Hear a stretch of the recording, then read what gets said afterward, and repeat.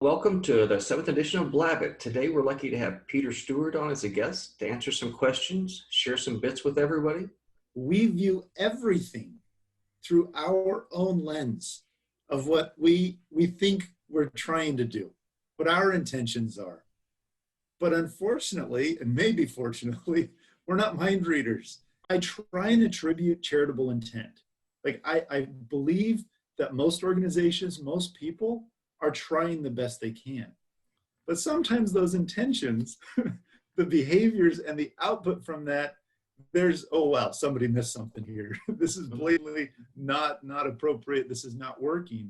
I think anytime like that, you can take a moment, put it in your own words, and really have it come from the message that's consistent with other messages you're providing is what really separates people. And they know that yes, I'm just not out here doing this, talking about an issue or whatever. I'm actually involved with it and trying to do the best that we can to move forward. We all know that authenticity is a big part of making sure that your brand rings true, making sure that your message, if you're speaking on a Zoom, on a virtual meeting, or you're being a virtual presenter of any kind, making sure that your message has an authenticity to it.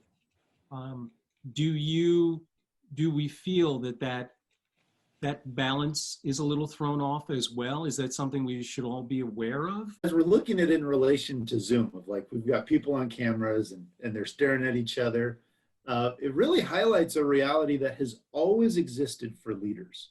And it's the fact that a leader is always on stage. Like everybody's watching you, especially your direct reports.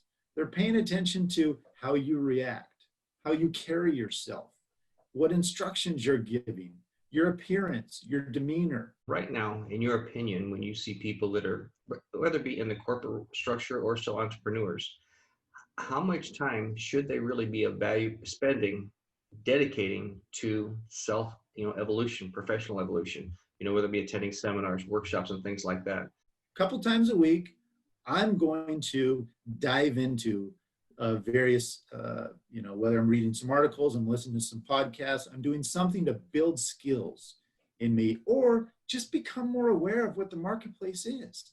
What are the needs of the customers, where you're not just sitting back and taking leisure time, you're investing that time. Glenn, you're a big proponent of, and obviously, again, looking through Peter's book, the idea of listening, and the importance of, one of the quotes is listen with your ears and with your eyes. And I want to tie that into adaptability, especially in terms of Glenn, your sales experience. When you're in a sales environment, and again, sales, we have external customers and internal customers. It could be an employee working for me or someone that was a direct report. I'm still selling and conveying information.